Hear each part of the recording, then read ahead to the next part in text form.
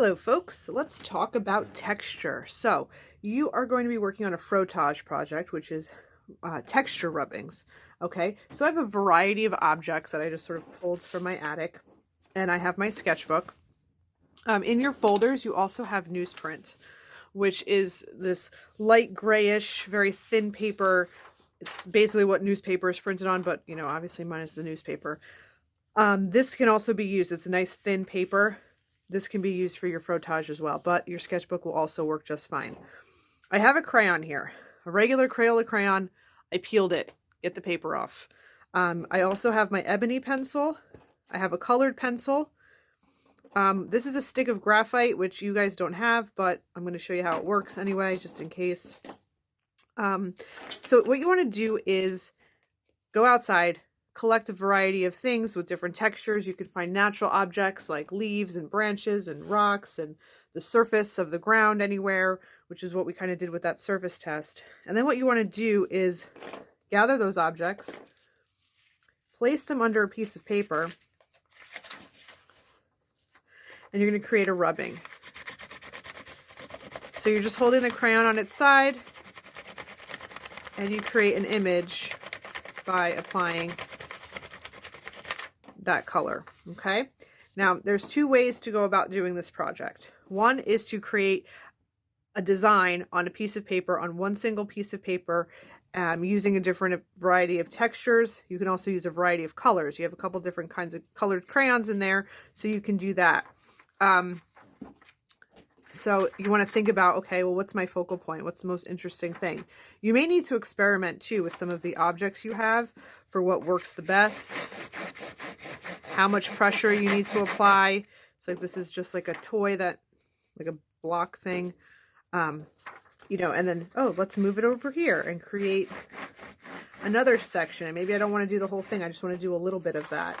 I'm going to take this button and see how that works, you know? So you can create one image on a piece of paper by using a variety of different textures, or you can create a study, a sampler almost, of those different textures. This is the bag our supplies come in. Wonder if that'll work.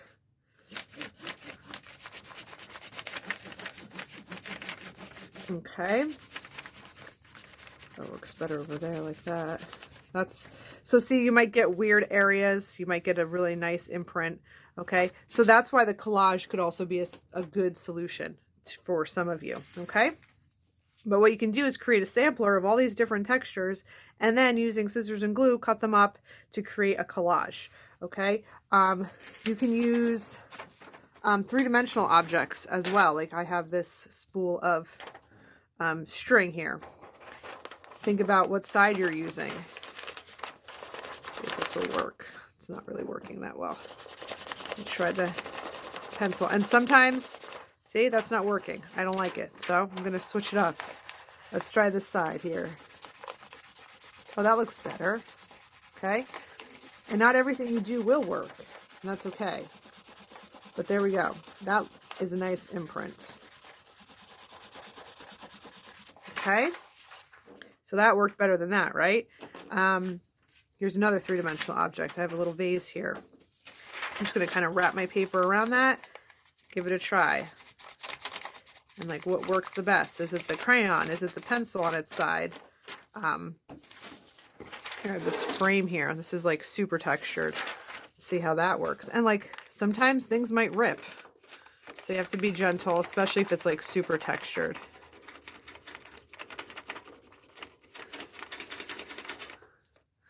Yeah, so that's not coming out that great, but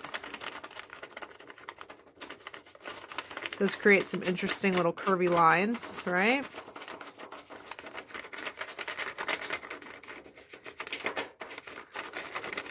So some of this is trial and error. Some of it will not work the way you want it to. Let's try these beads. Pearls, whatever. They're not real pearls, obviously.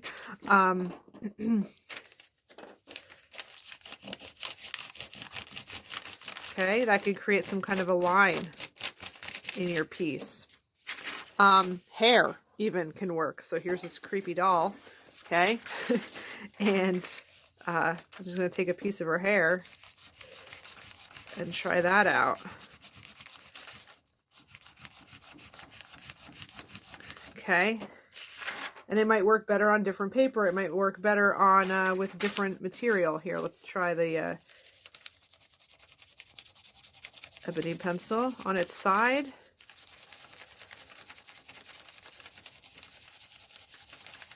Get those little curls in there.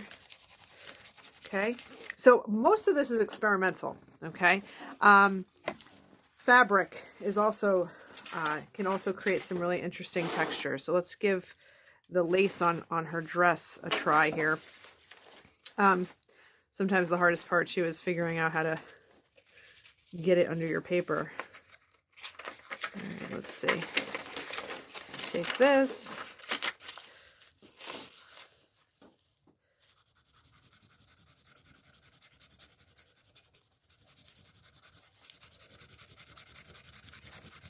There we get that lace detail coming through. Okay, so at this point I might say, you know, that worked well, that worked well. I'm going to do some more rubbings of those types of objects. I want to have a nice collection of them, then figure out, okay, well, what do you want to make? Do you want to make something that's realistic? Do you want to make something abstract? Do you want to make like a surrealistic creature like Max Ernst did? It's totally up to you how you want this to turn out. Okay, but that is the basic setup. You can try colored pencil, you can try your crayon, unwrap it, use it on its side. You can also, if you have like a flat edge to it, you know, you can use it like this too, depending on what you have underneath. Like, let's try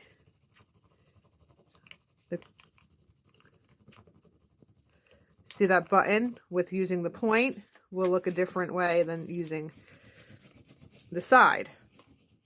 So these are all things you guys can consider as you're working. So do whatever works the best for you and for that particular object on that paper. So here I have all these circles. You know, maybe I want to just do a design with circles, you know, and that's totally valid. You could do that just right on this paper, make it an abstract design with a nice mixture of sizes and shapes and different values. Like if it gets darker versus like these like little small circles, maybe get a whole bunch of buttons. You could even use like different parts of the vase, right? Let's give that a shot. Oh, so look, this creates a nice big circle, you know? So you can create an abstract design of all circles, similar to that one Dotsember, you know? So something like that. All right, do some more of these.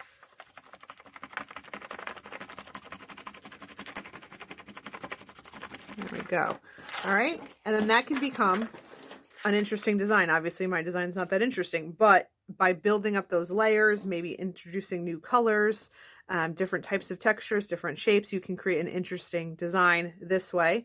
Alternatively, you take the different elements and say, oh, well, this reminds me of, I don't know, the side of a building. So I'm going to make a cityscape with all different textures cut into rectangular shapes, and you can create a cityscape. Okay, totally up to you what you want to do. It can be realistic, it can be abstract, it could just be, you know, design based, but explore a variety of different textures, different shapes, and again, try out the different materials you have: crayon, colored pencil, ebony pencil. You could try it on the newsprint. You can also just do it on your sketchbook paper. You can rip it out if you need to, if it's easier than trying to get large objects underneath, you know, paper that's in a sketchbook, okay? But experiment, try lots of different things, lots of different textures, look for toys, man-made things, natural things.